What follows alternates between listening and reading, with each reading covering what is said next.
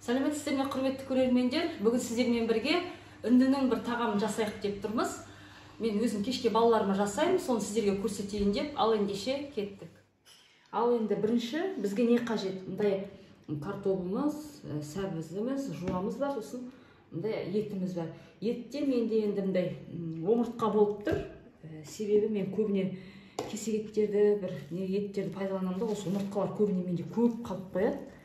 Кәдімде менде омыртқа деген жетеді екен, жаңа қарасам, сосын осындай бір омыртқаны алдым, енді сүйегін тастамай салмаға салып жүрем.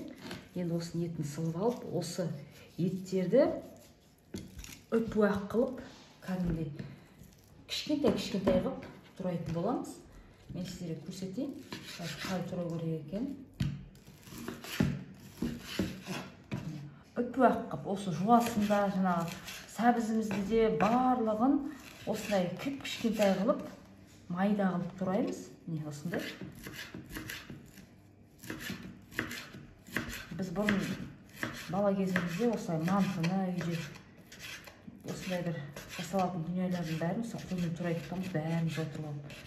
Кейіннен ғой мясорубкаға тартып солай болып кеткен. Осындай қылып үп-уақ қылып турап аласыздар. Етімізді уақыттап турап, суға шайып алдық. Енді осыны жаңағы жемістерімізді турағанша май құйып, отта пісіре берейік деп жатырмық. Мінекей. Сұйық майды енді кім қалай жақсы көреді? Мен сұйық май жобалап не? Бір 6 қасықтай ма, 5 қасықтай бола ма, үлкен қасықпен құйдым. Енді оттың астын қосып,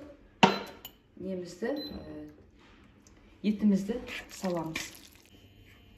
Майымыз ысып қалды, өте қатты ысып жатқан жоқ, өйткені мынау ет су болғандықтан қастырылып атылар деп.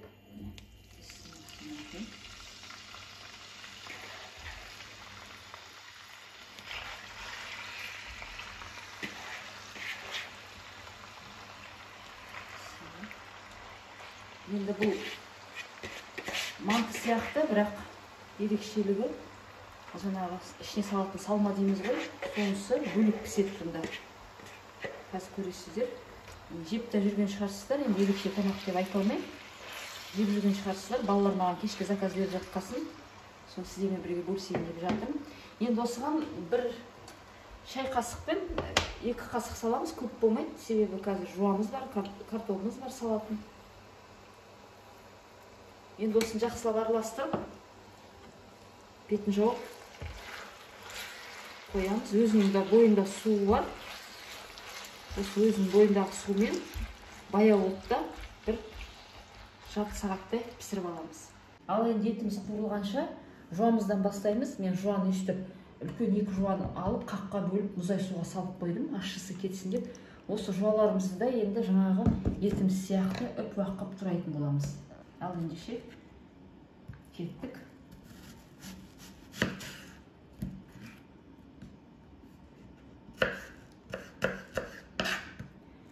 Бұлай турайым, енді өте үп-уақ турайым деп айта алмаймын. Осы маған жарайды. Себебі қазір етке салған кезінде жуа бәрін бұзға түйгесін ол отырады, кішірейеді. Сондықтан да мен осылай тураймын. Осындай үлкендікте кетіп жатыр, өте майдалап та керек емес. Енді жуамызды осылай турап алдық, уақыттап. Енді осы картобымызды солай, дәл солай уақыттап тураймыз. Меніңше уақыт болған жақсы. Сіздерге бір көрсетіп жүрейін, енді білесіздер ғой өздеріңіз. Осындай уақыттықта сәбізімізді бәрін осылай уақыттап турап аламыз.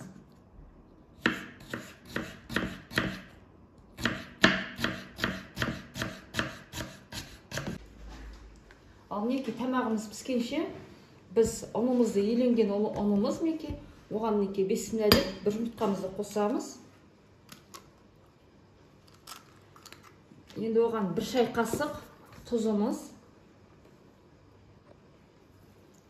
Осы ғана қажет, одан басқа ештеме керек емес. Енді осыған суымызды құйып, кәдімгідей жұмсақ қылмай, кішкене өте қатты қылмаңыздар, орташа қылып қамыр жасайтын боламыз қазір. Бисмилля.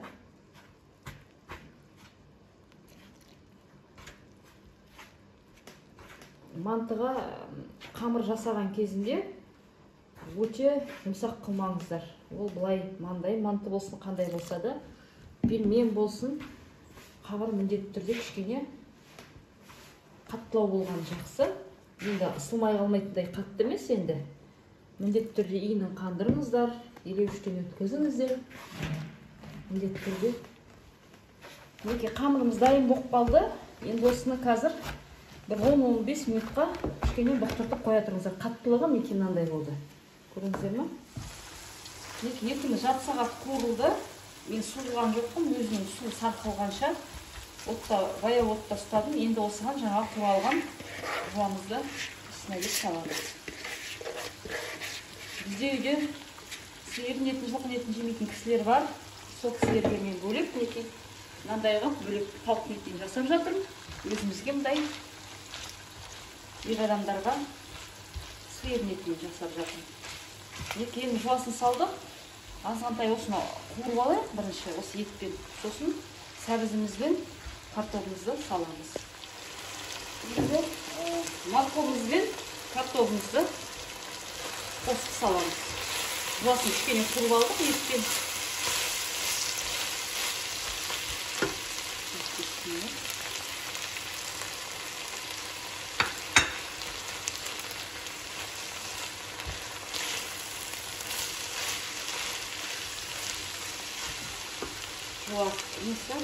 Картоплы көп болмайды, құрметті көрермендер, көп болса өте дәмді болады.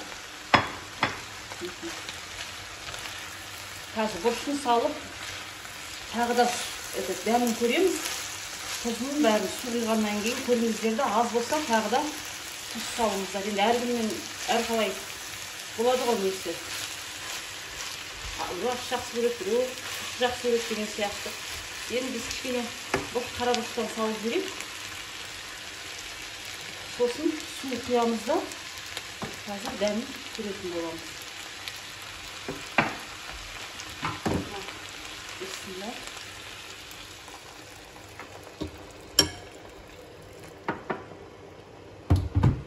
Осыны енді бір 15 минут демей қойын, бір, наверное, 20 минут пісіру керек шығар.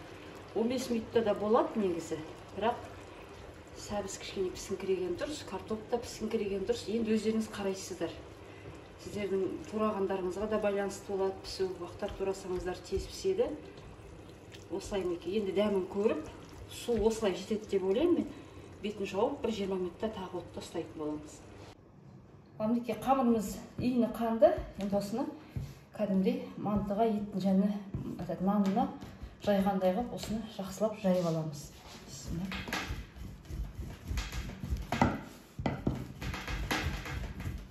Міне қамырымызды жайып болдық. Енді осыны сұйық маймен барлық бетін бәрін сұйық май жағып шығамыз ғой. Барлығына. Маған қолмен жаққан ыңғайлы болып тұрған сияқты. Мен қолмен жағайыншы енді. Осылай жаға алмайды екен осындаймен. Бисмилла. Маған қолмен ыңғайлы. Бүкіл жеріне осылай қолмен жағып, кәдімгідей мантыға турағандай төрт-пішті қылып турап шығамыз.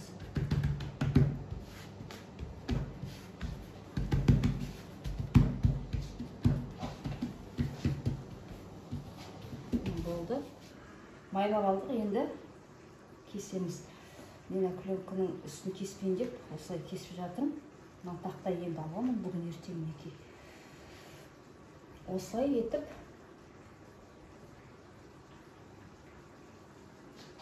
кесіп шығасыздар. Шағында бештіп. Қазір бұл қамыр неткен кезінде, анау еті піскенде осыған ет салып жейміз ғой енді. Сондықтан да ол енді міндетті емес, барлығы бірдей болу деген сөз. Енді бірдей болса тіптен күшті болады. Мен енді кішкене ыңғайсыз болып тұр, пышақ болмағаннан кейін. Барлығын осылай кесіп аласыздар. Енді осыны бір-бірлеп, бисмиллах, менде астында мындай төсегіші бар екен. Сіздерде болмаса май жағып төсеңіздер. Осыны енді майлы болғандықтан бұл жабыспайды ғой. Осындай бір қамырды осындай бір листісіне жібересіздер. Үстіне қоя беріңіздер. Дымдап алмайды. Қазір көресіздер ғой өздеріңіз алған кезде. Бірінші бір келкі осылай астына бір слой жіберіп алайық, неке. Былай.